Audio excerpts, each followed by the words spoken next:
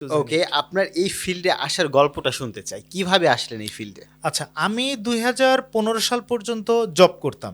আমি mechanical engineer এবং জবও করতাম হচ্ছে ইঞ্জিনিয়ারিং লাইনে। দেন আমি 2015 সালে আপনার লন্ডনে স্যালফোর্ড ইউনিভার্সিটিতে পেট্রোলিয়াম ইঞ্জিনিয়ারিংয়ের উপরে মাস্টার্স করার জন্য স্কলারশিপ পাই।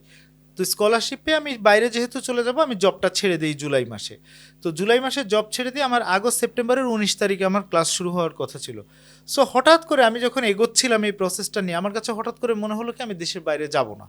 গেলেও আমি দেশের বাইরে বছর খানেকের জন্য যাব না, বা আমি কোথাও গিয়ে স্থায়ী হব না। হ্যাঁ, আমার কাছে দিন শেষে আমার বন্ধুরা, আমার পরিচিত যারা আছে তাদের সাথে একটু কথাবার্তা বলা, বাংলাতে একটু কথা বলা, এটা মনে করেন আমার কাছে খুব ভাল লাগে। এবং একটু গালাগালি করা যায়, এটাও খুব ভাল লাগে। হ্যাঁ, এটা কিন্তু পৃথিবীর অন্য কোনো জায়গায় গেলে আমি কিন্তু এই সুযোগ সুবিধাটা পাবো না, অন্য সুযোগ সুবিধা পেলেও। সো তখন আমি একটা পর্যায়ে গিয়ে সিদ্ধান্ত নিলাম যে না, আমি দেশের বাইরে যতই স্কলারশিপ পাই যাই পাই, আমি কোথাও যাব না। তো তখন কি হলো, তখন তাহলে আমার তো কোনো না কোনো একটা পেশাতে তো আমার যেতে হবে।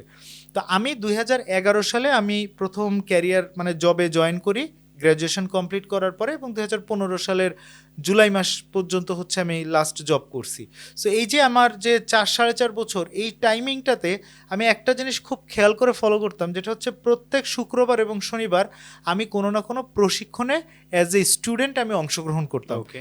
শিখতাম যে অন্যরা কি শেখায়, ইন্ডাস্ট্রির বেস্ট প্র্যাকটিস কোনটা।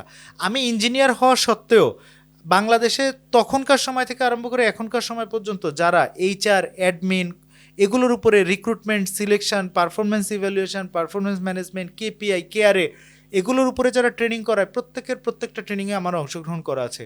আমি PMP, project management professional, certified supply chain manager, CSCM, এই সবগুলো কোর্স আমি করেছি, পরীক্ষা দিয়েছি। অ্যান্ড দেন আমার মনে হলো কি যে আমি তাহলে এই যে জিনিসগুলো, এই জিনিসগুলোর আলোকে আমিও ট্রেডিং ইন্ডাস্ট্রিতে আসতে পারি। ওকে। সো তখন আমি বিভিন্ন ট্রেনিং কোম্পানিগুলোর কাছে আমার একটা প্রপোজাল পাঠালাম যে ওখানে আমি আসতে চাই। সো তারা আমাকে খুব বাজেভাবে তারা আমাকে রিজেক্ট করে দিল। এবং বাজেভাবে বলতে কীরকম, যে আমাকে 2015 সালের দিকে ধরেন যে আরও পাতলা, লিকলিকে, চুলগুলো একটু বড় বড় ছিল। সো এরকম একটা মানে একটা বোঝেনি তো, একটা ইয়ো টাইপের একটা গেট আপ ছিল আর কি। হ্যাঁ, সো তারা আমাকে বাদ দিয়ে দিল। তো বাদ দিয়ে দিলে তখন আমার কাছে মনে হলো কি, if you can not get the door, make the door. তুমি যদি দরজা না পাও তাহলে নিজেই ভেঙে চুরে একটা দরজা বানায় নাও। তো তখন কি আর করা, যে মানে one fine morning I opened a Facebook page named Corporatask, এবং ওখান থেকেই কোম্পানি শুরু হলো।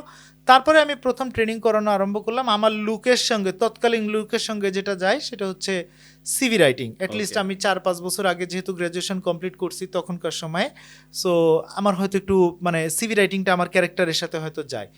দেন আমি প্রথম ট্রেনিং করালাম, দ্বিতীয় ট্রেনিং করালাম। হঠাৎ করে আমার এর মাঝখানে কি হলো, হঠাৎ করে আপনার দেশে অবরোধ হলো, ছাত্রদের পড়াশোনার উপরে ভ্যাট আরোপিত হলো, এবং তখন একটা অবরোধ দেখা দিল।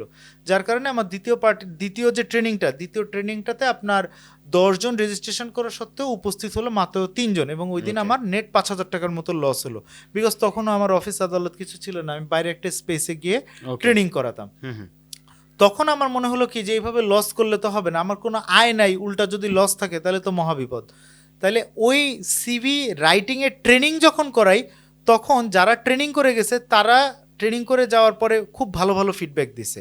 এবং আমি যখন জব করতাম তখন আমার যারা সিনিয়র কলিগ ছিলেন তারা বিভিন্ন সময় তাদের সিভি লেখার কাজে আমি হেল্প করছি, because I know the KPI, I know the KRA, I know the performance evaluation, ট্রেনিংগুলো আপনার করা ছিল। হ্যাঁ, সবকিছু যেহেতু আমি জানি, আমি করতাম, এবং তারাও ওখান থেকে ভালো রেজাল্ট পাইছে। ওকে। সো আমি মিলালাম যে যেহেতু ওনারাও ভালো রেজাল্ট পাচ্ছে, ইনারাও ভালো রেজাল্ট পাচ্ছে, তাহলে it can B a profession.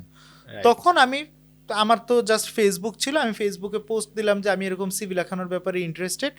তখন প্রথম আমাকে একজন 2015 সালের নভেম্বর বা ডিসেম্বর মাসের দিকে প্রথম একজন আমাকে, ভদ্রলোক ব্র্যাকে জব করতেন, উনি আমাকে ডেকে নিলেন।